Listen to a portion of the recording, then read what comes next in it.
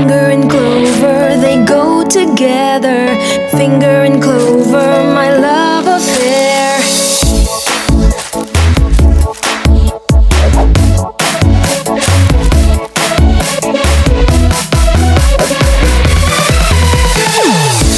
Lahat sisimutin, sarap ay uubusin. Number ng clover, my clover finger. Simut-sarap kasama ang Clover. Ang susunod na programa ay rated PG. Patnubay at gabay ng magulang ay kailangan sa mga batang manonood.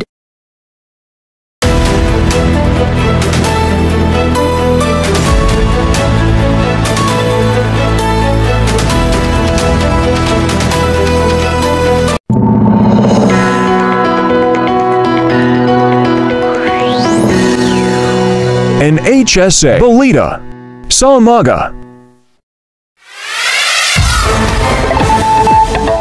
Narito na ang mga buwan-manong balita ngayong umaga.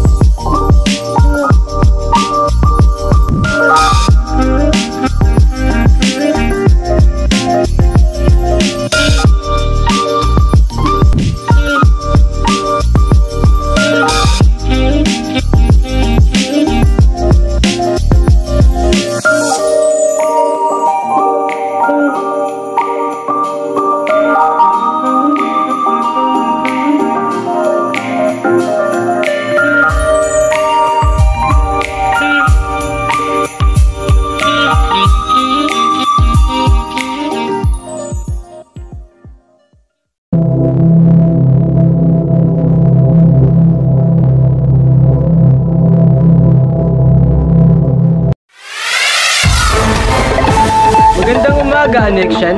Maraming mga pamilya ang pumunta sa kanilang mga mahal sa buhay. At tunghayan natin ang balita ni Alan Leonard Jr. at Precious Valencia sa Hermosa Memorial Park.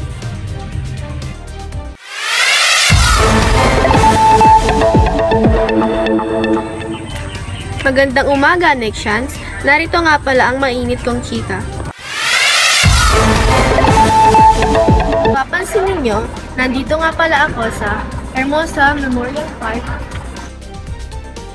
Kahit umaga pa lamang, ay dagsaan ang bisita dito sa Memorial Park.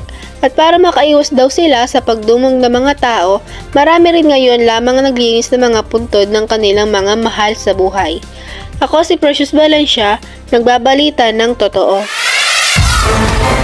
Magandang gabi sa inyong lahat at narito nga po tayo sa Hermosa Memorial Park upang tingnan ang kalagayan sa paggunita ng Undas 2023. Narito po tayo upang mag-interview sa ilang mga nagbabantay ukol sa lagay ng Undas 2023. Kamusta po sir? Good evening po. Good evening. Kamusta po yung lagay po ng Undas ngayong 2023 po? Bali ngayon as of 8 p.m. Medyo kumunti na yung tao compared kanina na tuloy-tuloy yung galing ng tao. Anong oras po kayo dumating dito para po magbantay?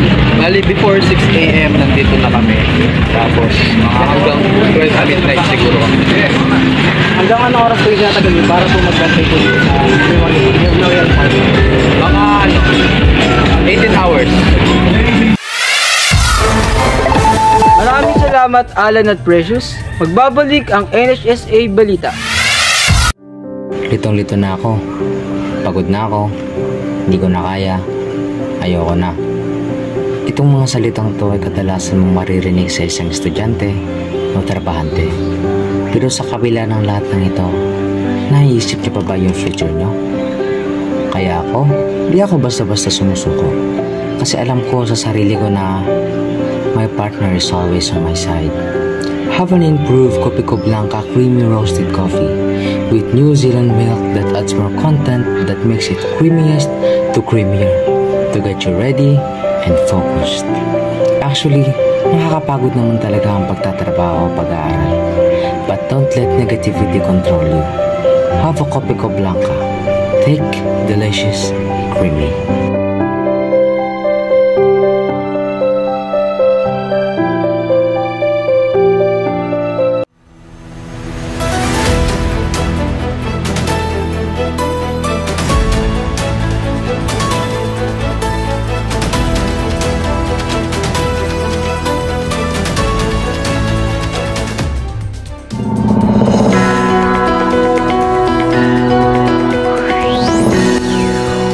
An HSA Balita sa umaga.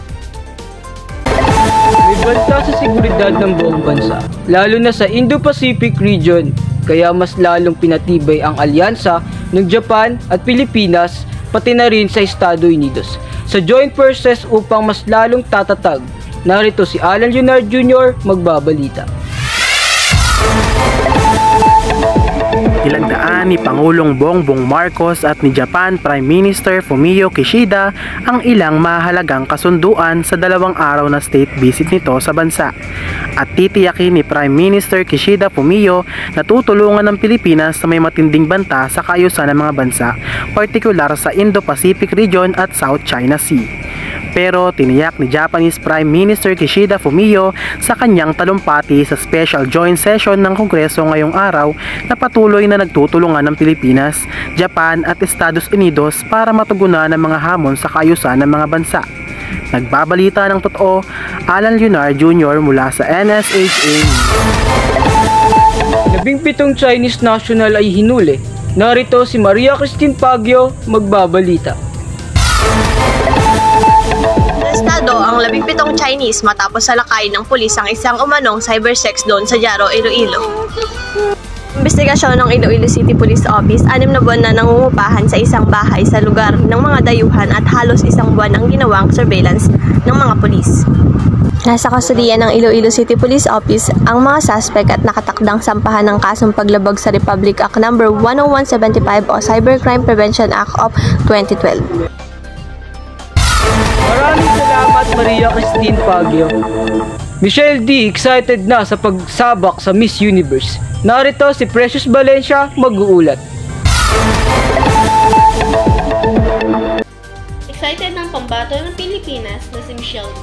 sa kanyang laban para mauwi ang panlimang korona ng bansa na ika-72 Miss Universe. I am ready and excited to grow the process and to grow as well. Ani D. Mainit na sinalubong ng mga Pilipino beauty queen nang lumagpas siya sa Los Angeles sa Estados Unidos noong October 31. Mamamalagi ng ilang araw si D sa US bago tumungo sa El Salvador sa venue ng pageant. Nagbabalita ng totoo, Precious Valencia. BP Sara Duterte, dumipensa sa hearing sa husgado. Narito si Maria Christine Pagyo mag-uulat. Laking tanong ni House Deputy Minority Leader ACT Teachers Party List Representative Franz Castro kay Vice President Sara Duterte. Ito ay makaraang depensahan ni Duterte ang kanyang hiling na confidential funds kung saan sinabi pa nitong ang mga kumukontra sa kanyang request na pondo ay kumukontra rin sa kapayapaan at development ng bansa. Tanong tuloy ni Castro, ano na ang nangyari sa naging pahayag noon ni Duterte na kayang mabuhay ng kanyang opisina ng mulang confidential funds? Taka-taka raw kasi na nakikipaglaban pa rin ang Vice Presidente sa kanyang secret funds, gayon tinapyas na ito ng mga kongreso. Tila nanggagaslight na raw kasi si Duterte sa mga nais ng transparency at accountability sa panggasta ng kaban ng bayan. Housing hanggang Mabuko, palabas sa National Highway, naka-espalto na. Narito si Precious Valencia magbabalik. Maraming tao ay nasiyahan sa pag-ayos ng daan sa Mabuko. Mas lalo daw napapadali ang pagbabiyahe nila. Nagbabalita ng totoo, Precious Valencia. At ito ang aming balita. Maraming salamat, Annexion. Okay.